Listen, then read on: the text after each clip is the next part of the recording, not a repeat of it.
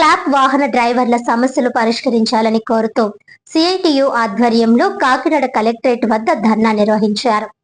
ఈ సందర్భంగా సిఐటియు జిల్లా కోశాధికారి మలక వెంకటరమణ మాట్లాడుతూ కాకినాడ మున్సిపాలిటీ నుంచి కాంట్రాక్ట్ సంస్థకు 7 కోట్ల రూపాయల వరకు బకాయిలు చెల్లించకపోవడంతో గత 10 రోజులుగా క్లాప్ వాహనాల సేవలు నిలిచిపోయాయని తెలిపారు. అలాగే కార్మికుల జీతాల నుంచి మినహాయించిన పిఎఫ్, ఈఎస్ఐ నిధులను 18 నెలలుగా వారి ఖాతాల్లో జమ చేయలేదని ఆరోపించారు.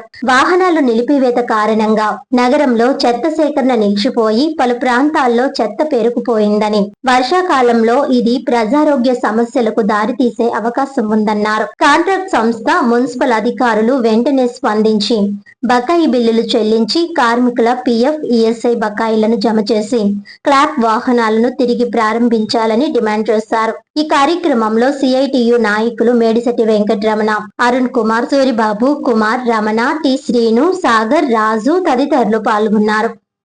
దశలవారీ కార్యక్రమం క్యాబ్ డ్రైవర్లు చేస్తున్నాం. నిన్న ఎంహెచ్ఓ గారిని అనడం జరిగింది.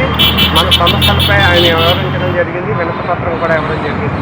ఆయన సానుకూలంగా మన అందరి సమస్యలో ఇంకా కొత్త బళ్ళు వస్తాయి, మీ అందరినీ కొనసాగిస్తాం, 50 లక్షల రూపాయలు ఇచ్చాము, మీకు జీతాలు బకాయి లేదని చెప్పాడు. మనం అడిగేది ఏంటంటే 18 నెలలు పిఎఫ్, పిఎస్సి బకాయి తక్షణమే చెల్లించారు.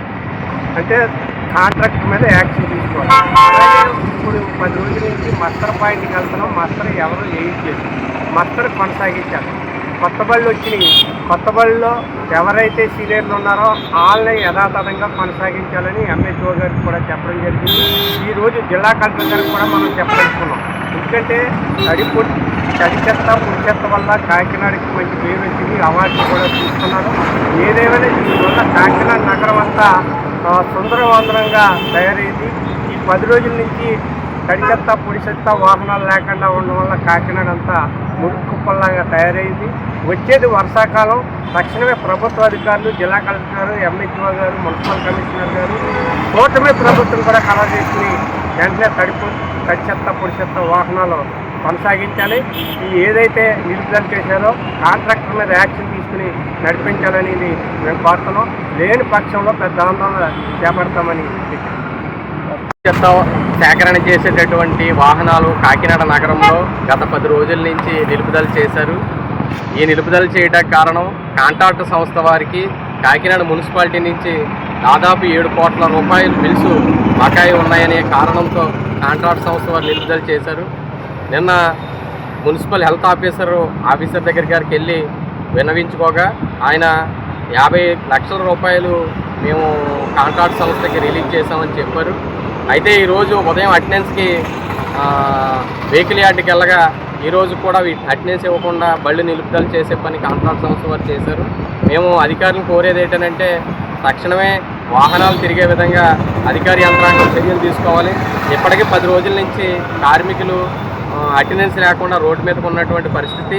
వాళ్ళకి అటెండెన్స్ లేకపోతే జీతాలు కూడా చెల్లించే పని ఉండదు. కాబట్టి తక్షణమే అధికారులు దీని మీద చొరవ చేయాలి. మరోపక్క పారిశుద్ధ్యం కుంటిపడిపోయే పరిస్థితి ఏర్పడింది. తడి చెత్త, పొడి చెత్త సేకరణ చేయకపోవడం వల్ల ఎక్కడికక్కడ నగరంలో చెత్త పేరుకుపోయినటువంటి పరిస్థితి 10 రోజుల నుంచి. రాబోయేది వర్షాకాలం. ఈ వర్షాకాలంలో చెత్తలు ఎక్కడికక్కడ పేరుకుపోతే ప్రజలు అనారోగ్యం పాలయ్యే పరిస్థితులు ఉన్నాయి. కాబట్టి దీని మీద జిల్లా అధికార యంత్రాంగం, కలెక్టర్ వారు కూడా దృష్టి పెట్టి కాంట్రాక్ట్ సంస్థతో మాట్లాడి వాహనాలు తిరిగే విధంగా చర్యలు తీసుకోవాలి. మరోపక్క కార్మికులకి పిఎఫ్ 18 నెలల నుంచి బకాయి పెట్టి కూర్చున్నారు. కార్మికుల జీతాల నుంచి కట్ చేసుకున్నా కానీ కార్మికుల ఖాతాకి జమ చేయలేదు. తక్షణమే కార్మికుల ఖాతాకి బకాయి ఉన్నటువంటి 18 నెలల పిఎఫ్ చెల్లించే విధంగా చర్యలు తీసుకోవాలని కోరుతున్నాం. రేపటి నుంచే వాహనాలు తిరిగేదానికి అధికారులు చర్యలు తీసుకుంటారని కోరుతూ ఉన్నాం. లేని పక్షంలో ఈ పోరాటాన్ని మరింత ఉధృతం చేస్తామని అధికారులకి, ప్రభుత్వానికి హెచ్చరిక జారీ చేస్తున్నాం. ఎంవి రమణ, సిఐటియు జిల్లా కోశాధికారి.